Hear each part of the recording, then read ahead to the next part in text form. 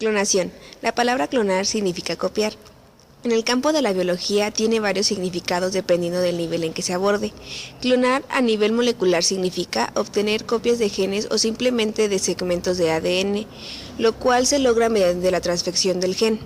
A nivel de organismo, clonar significa copiar organismos completos. En el caso de los microorganismos que se reproducen asexualmente, este proceso se da de forma natural. Por ejemplo, cuando una bacteria se divide por bipartición, las células resultantes son copias iguales genéticamente.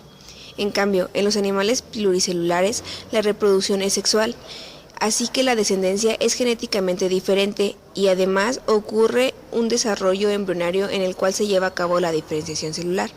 En esta situación, clonar es obtener una copia del organismo adulto a partir de cualquiera de sus células. Un claro ejemplo de la clonación es la oveja Dolly. La oveja Dolly fue el primer mamífero clonado a partir de una célula adulta. Sus creadores fueron los científicos del Instituto Roslin en Escocia, Ian Wilmut y Kate Complete. Dolly es un verdadero clon, ya que la mayoría de su material genético se obtuvo de una célula diferenciada de la glándula mamaria de una oveja adulta, y por lo tanto la Dolly adulta debió ser una copia idéntica de la oveja donadora. Pero, ¿cómo la hicieron? A la célula diferenciada se le extrajo el núcleo con los cromosomas y se trasplantó en un óvulo sin núcleo. Para ello debieron sincronizar el ciclo celular de ambas células. Este cigoto artificial fue implantado en el útero de una madre sustituta que llevó el embarazo hasta su término, del que nació la oveja Dolly. Dolly tuvo 3 madres, la que donó el óvulo aportó el ADN mitocondrial y un citoplasma totipotente, la que donó la célula adulta y aportó una donación diploide del ADN, y la que llevó el embarazo, que genéticamente no contribuyó en nada. Hasta la fecha, la clonación a partir de células diferenciadas de individuos adultos no es un proceso que ya esté en uso para fines prácticos. Aún sigue la investigación, puesto que han surgido muchos problemas. Genética humana. La genética humana incluye el conocimiento de todos los aspectos relacionados con la herencia humana, los mecanismos hereditarios descubiertos por la genética clásica, la estructura y función de las moléculas de la herencia, los ácidos nucleicos y los genes, por la genética molecular, la ubicación y función de los genes, por la genómica, la genética de las poblaciones y la expresión de los genes, por la genética del desarrollo, las enfermedades de origen genético, por la genética médica e incluso los aspectos legales de la genética. La genética clásica inicia con los trabajos de Gregorio Mendel, quien logró establecer la existencia de genes dominantes y recesivos y los mecanismos por los cuales se heredan, lo cual quedó generalizado en sus 3 leyes. 1. La de la dominancia, 2. La de la segregación y 3. La segregación independiente. La genética clásica también aportó el conocimiento de numerosas enfermedades de origen genético, algunas relacionadas con mutaciones genéticas y cromosómicas y otras como los cromosomas sexuales. En la consecución de todos estos descubrimientos y conocimientos se distinguen hechos relevantes que forman parte de la historia genética. 1. En 1866, la descripción de las leyes de la herencia de Mendel. 2. En 1944, definición del ADN como el material de la herencia. 3. En 1953, determinación de la estructura del ADN. 4. En 1963, esclarecimiento del código genético. 5. En la década de 1970, tecnologías del ADN recombinante. 6. En 1975 a 1976, descripción de las tecnologías para la secuenciación del ADN. 7. En 1986, automatización de la secuenciación del ADN. 8. En 1990, inicio de la PGH, Proyecto del Genoma Humano, financiado por el gobierno de los Estados Unidos. 9. En 1995, inicio del Proyecto del Genoma Humano privado a cargo de la empresa Celera Genomics. El 2003, culminación de ambos proyectos. Genoma humano. El ADN humano está formado de 3.200 millones de nucleótidos y aproximadamente unos 30.000 genes, de acuerdo con el proyecto del genoma humano PGH, el cual se inició en 1990, patrocinado en su mayoría por el gobierno de los Estados Unidos. En 1995, la compañía Celera Genomics anunció que se llevaría a cabo la secuenciación del genoma humano en forma paralela al proyecto del gobierno de los Estados Unidos, empleando una tecnología novedosa. La culminación de ambos proyectos se anunció en abril del 2003. El PGH consistió en la secuenciación completa del genoma humano y en la elaboración de un mapa que ubica cada gen dentro de los 23 pares de cromosomas en que se organiza el genoma humano. Se logró más del 99% de la secuencia.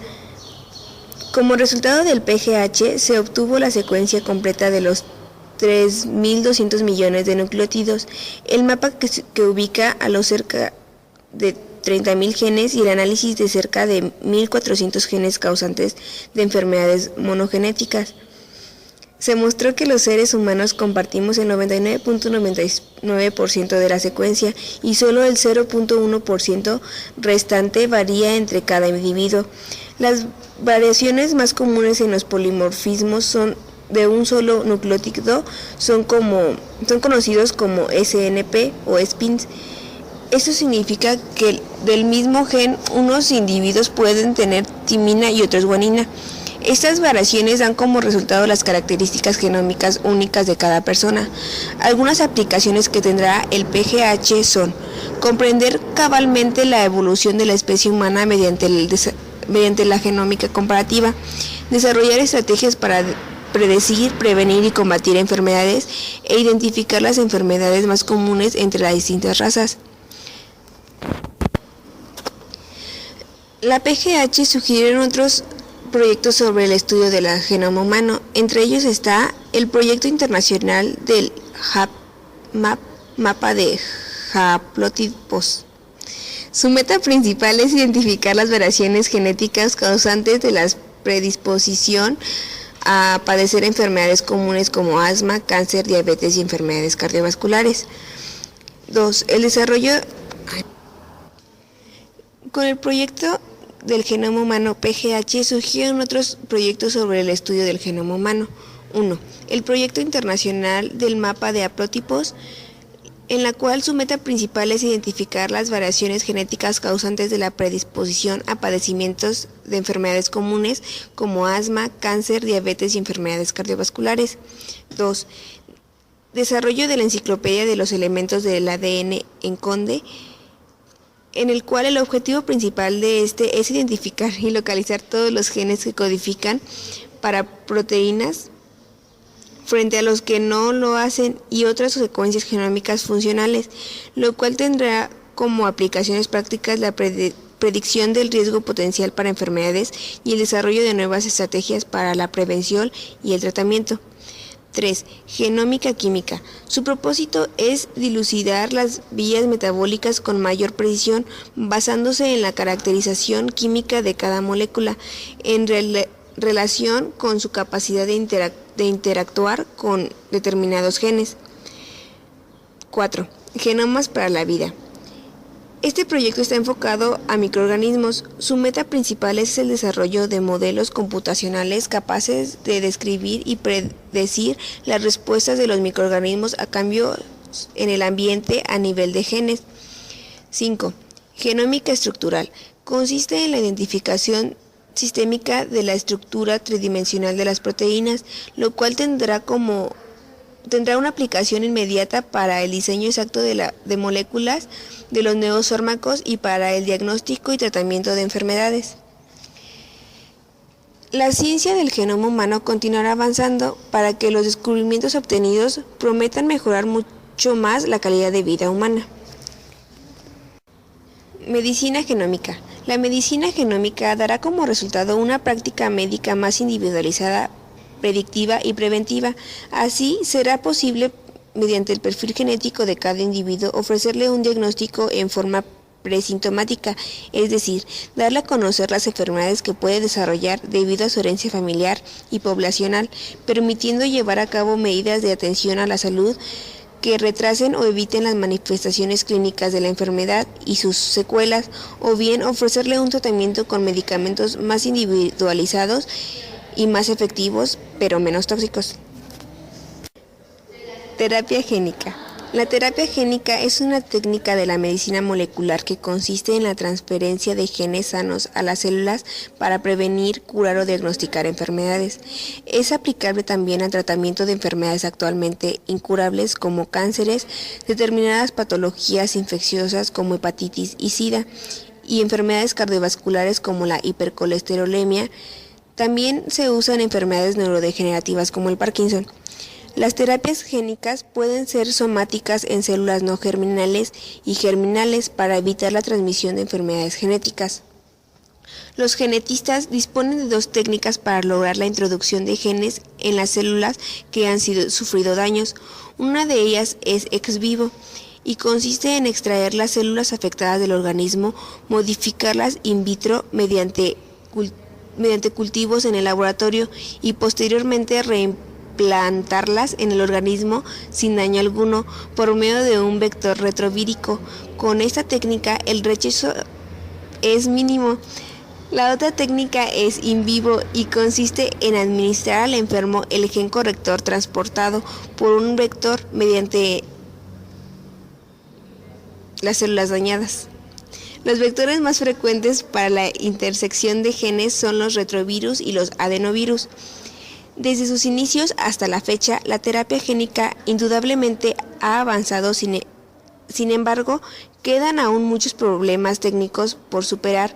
Uno de los principales es el de la muy baja eficiencia que se alcanza al insertar los genes terapéuticos por medio de vectores virales, ya que estos infectan a las células del cuerpo de manera inespecífica. Otro inconveniente es que el virus deposita el gen cualquier ADN, lo que puede ocasionar una interacción negativa a otros genes. ADN recombinante. La tecnología del ADN recombinante permite trasladar información genética de unos organismos a otros. Un ADN recombinante es un fragmento de ADN construido artificialmente con fragmentos de ADN de distintos organismos. Para cortar el ADN en lugares concretos se utilizan las llamadas enzimas de restricción. El corte deja en los extremos secuencias de hebras sencillas que serán complementarias. Así, si se corta una misma enzima de restricción, el ADN de una bacteria y el de una planta, y luego se mezclan, los dos ADN pueden unirse por los extremos dejados por la enzima. Generalmente se cortan fragmentos que llevan genes de interés. Si se quiere transferir este gen a otro organismo, se usa un vector, normalmente un plásmido o un virus. Así, para construir una molécula de ADN recombinante, se somete el ADN del vector y del organismo a la acción de una enzima de restricción. Los extremos de los lugares de corte son cohesivos, puesto que se unen fácilmente por una secuencia complementarias. El plásmido resultante que tendrá el gen incorporado será un ADN recombinante llamado plásmido quimera o recombinante. Como este plásmido puede duplicarse en la bacteria, el resultado es que el gen también se copiará, es decir, se clona. Un problema adicional es que al cortar el ADN para seleccionar el gen de interés para una hormona, resulta difícil saber qué trozo de ADN se encuentra este gen. En realidad se utilizan distintos plásmidos y enzimas de restricción y al final se obtiene una colección de plásmidos recombinados, cada una con un trozo de ADN. Pero ¿cómo saber cuál de ellos lleva el gen de la hormona? Puesto que el plásmido que sirve de vector contiene genes de resistencia a antibióticos, el plásmido que lleva el gen de la hormona va a ser resistente a la acción de determinados antibióticos. Al poner las bacterias a crecer en un medio de cultivo que incluya estos antibióticos, solo sobrevivirán las bacterias que contengan dichos plásmidos y así se hará captura del gen.